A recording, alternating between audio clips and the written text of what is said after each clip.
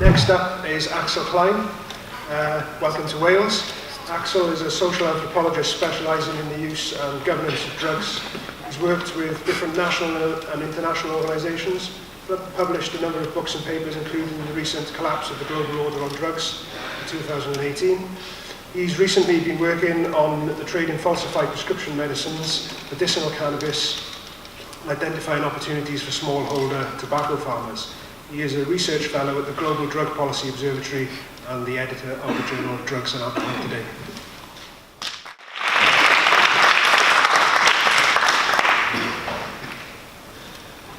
Great. Well, thank you very much. My apologies, my knowledge of Welsh is so poor, I won't even try to say good evening or anything else this evening. I've been trying to make this presentation relevant to the focus of this conference, because I spent most of the past year spent in Southern and Western Africa. But the Global Drug Policy Observatory, while based in Swansea, has a global remit and, we like to think, a global reach. And much of what we're interested in are the global connections and what I will argue the foundations for drug policy. And what is relevant, perhaps, is a better understanding of the legal basis and the international policy frame in which cannabis is situated.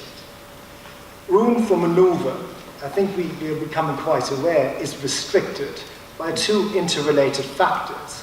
And both of these are the consequence of the pooling of sovereignty. What any discussion of cannabis makes us acutely aware of is how large multilateral organizations can impose severe limitations on national policymaking. But I'm not speaking about the European Union. I'm talking about two much older organizations. One is the United Nations, and the other is the United Kingdom. And in the UK, cannabis is scheduled as a Class B substance under the 1971 Misuse of Drugs Act, as many of you know, and it is the responsibility of the Home Secretary. And the policy approach the Home Secretary has taken is one that's best captured by the word repression. Decisions on cannabis are made in Whitehall, slowly, cautiously, and in adherence to international obligations. And the UK, as a permanent member of the Security Council, is a champion of a rule-governed and rights-based international order, of which the drug control conventions are a cornerstone. The Single Convention on Narcotic Drugs clearly requires all signatories to prohibit the non-medical use of cannabis. Cannabis, and that we should add very quickly, is deemed to hold no medicinal properties, and therefore it is under Schedule 1 in the international schedule. That issue is currently being discussed by the WHO, but it's a highly contentious issue, and that's why the WHO seems to be, the World Health Organization, seems to be dragging its feet and coming to agreement on this. If countries do decide to make new arrangements, the response is unequivocal. The International Narcotics Control Board, which is the custodian of these treaties, responded to Canada's decision to regulate cannabis last year very promptly. And it says somewhere there, the board has reiterated that the legalization and regulation of cannabis by Canada for non-medicinal purposes cannot be reconciled with the country's international obligations as a state party to the drug convention.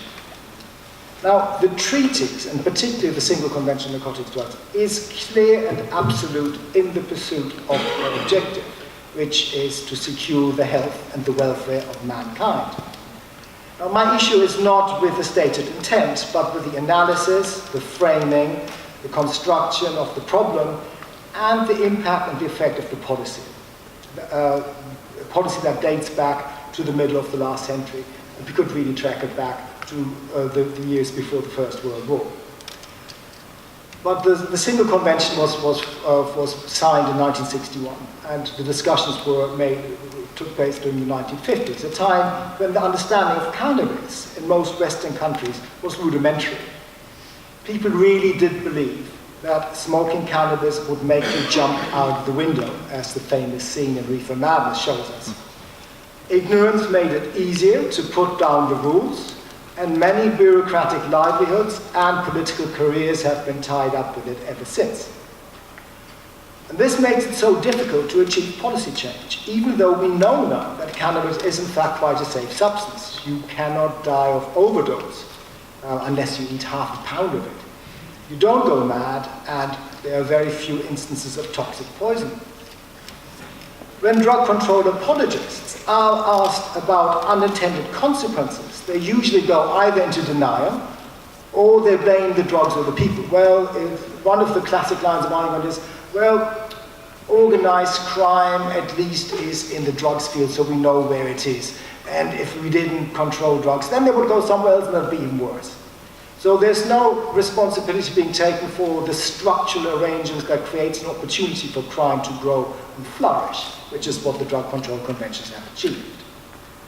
Or they blame it on the drugs, that drugs make people become criminal.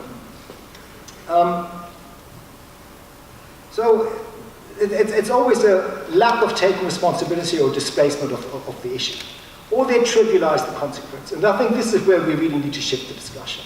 Because we did not really have the scale of organized crime, global organized crime, that we have had since we have global organized drug markets. And you can say, thank you very much, drug control prohibitionists. We didn't have that problem before. But yeah, if you think it was worth it, then we should have a discussion about this. You know, are the pros of controlling substance, or rather prohibiting substance, outweighing the costs? And this is something that we really need to assess. But I think the criminogenic effect of drug control prohibitions has been clearly discussed and quite established. So I really wanted to draw attention from our own work over the last couple of years on two other issues that I think really caused substantial damage to the health and well-being of mankind.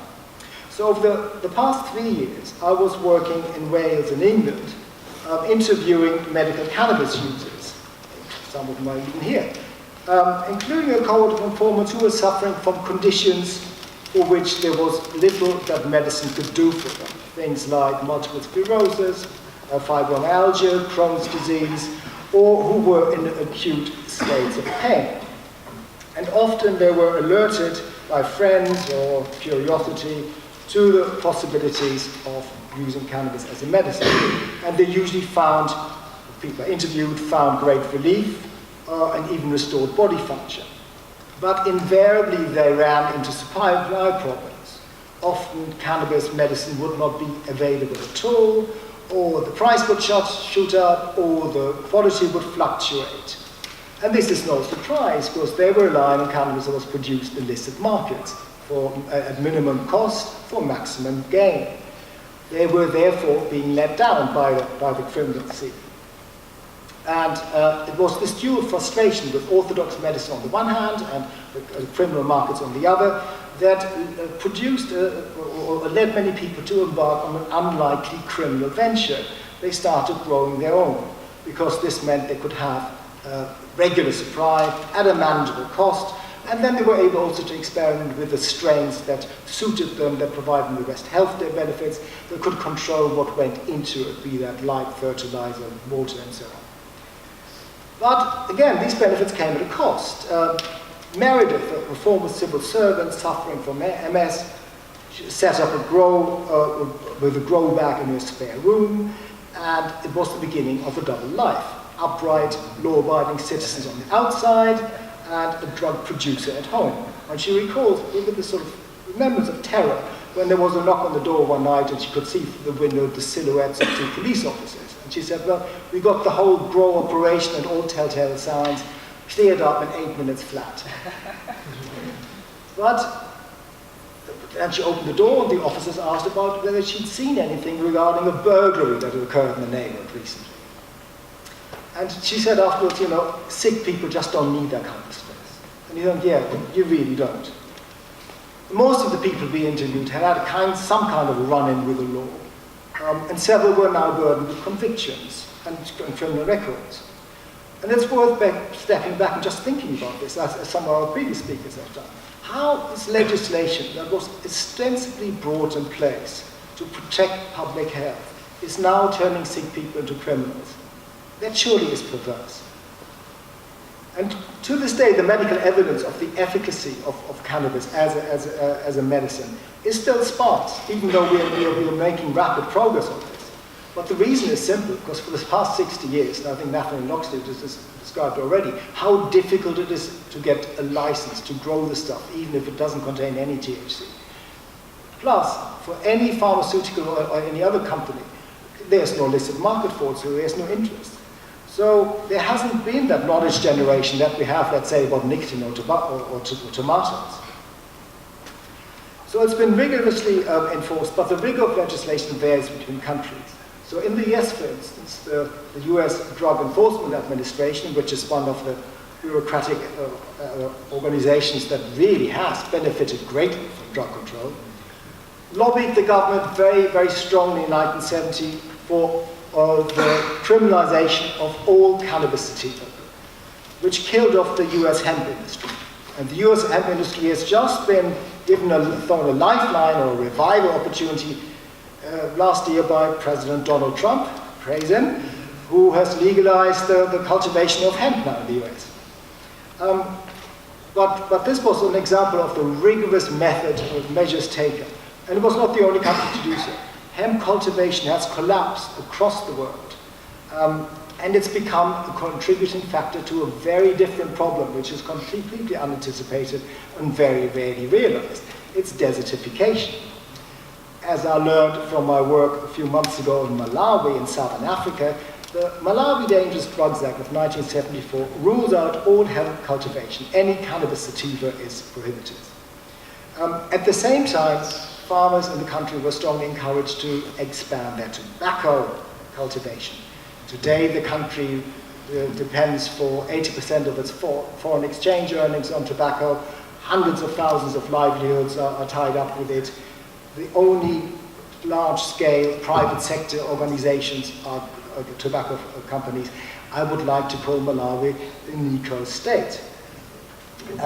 They also have a real need for finding alternatives, because tobacco prices are on a downward trajectory globally, and they're facing another problem, which is rampant deforestation, as you can see in these pictures. One of them is the Nchisi, which is, I think, mislabeled as a forest reserve, as you can tell from the logging operations going on. Now, the driver of this, the driver for deforestation is the need for domestic fuels. People use it for cooking. 97% of households do not have access to electricity. They want to burn something, charcoal or wood fuel. So what we're proposing is that we find a biofuel, something that they can grow instead of trees. And the ideal crop for that is cannabis, is hemp, because it grows very fast, 90 to 120 days. It produces a lot of biomass, 6 to 10 tons per hectare, which you can then dry, turn into pellets or briquettes, which you can burn instead. So even more attractive, the cycle is so short, it enriches the soil, therefore it allows farmers to grow this for part of the year and combine it with a food crop like cotton maize, which is the staple in the country. So it's an excellent source of fuel, and there's another advantage, because the processing can be done in small rural centres, allowing farmers to add value, which is one of the key ways of lifting people out of poverty and allowing them to add and move up the value chain. Then they can transport the finished product, the pellets or briquettes, to the urban centres where the big markets are. And that can be done by the very same people who are now shipping, or often on bicycles or on small trucks, taking the charcoal, the wood fuel in. So you will find along the entire value chain you have a substitution effect and a value-adding effect. But we are held back from expanding this because the drug control legislation that was inspired by visions of reefer madness is making it illegal to grow any strain of cannabis sativa, regardless of THC content. Now, you could argue this is, of course, Malawi's problem, the Malawi Parliament should sort it out, and many MPs will tell you that they're privately sympathetic. But like politicians in many countries, they are not going to vote for amendments to the Drugs Act unless they're incentivized to do so. So the trees keep falling, and with the trees goes the topsoil, and layer after layer, which depletes the fertility of the land. Now the soil's absorption capacity is reduced, and when the rains come, you now have flooding. And when the rains go, you have drought. And so these regular cycles are now normality in a country that 40 years ago didn't know these, and where most of the land was covered by dense and ancient forests. Now bringing it back here, I don't think desertification is an inland threat to Wales. So maybe it's difficult to see the benefits. But for the populations in Malawi and many other West African countries, it is. And it's not something that can be addressed at individual or even at local level. It requires collective global action and solidarity, because that is how the international drug control regime is constructed. It's an international regime which requires global change. But this deforestation is something that goes on right across the continent, and I think it's part of a wider picture. And what will happen, and what is happening now, when countries become unsustainable, because you're turning your once fertile land into desert, they migrate, and they will all come north, and then it will become a Welsh problem. So that is why action needs to be taken here with support. So to summarize, I think cannabis holds out the hope for addressing multiple problems. We can really make a deep impact on organized crime. We know that already. But we can also really improve medical care and the health and well-being. Ironically, I mean, the very reason for which the control conventions were originally formulated. But we can really also look at issues like desertification, because cannabis does promise to be a very economical and sustainable fuel. But we cannot make use of any of it because of these restrictions by the international legislation. So, if we have learned anything from Brexit, is that we have a license to break free from multilateral constraints if they do not serve national interests. With the international law on cannabis, it's hard to see what purpose they serve other than the benefit of international control organizations. So I would therefore love to see the Welsh Assembly learn from Bolivia and Uruguay, which are medium-sized countries who made radical changes and ended up by legalizing coca leaf in one case and cannabis in the other. So where the international drug control conventions are concerned, I think the way forward for Wales and the benefit of mankind would be unilateral withdrawal, or what I like to call the wax it.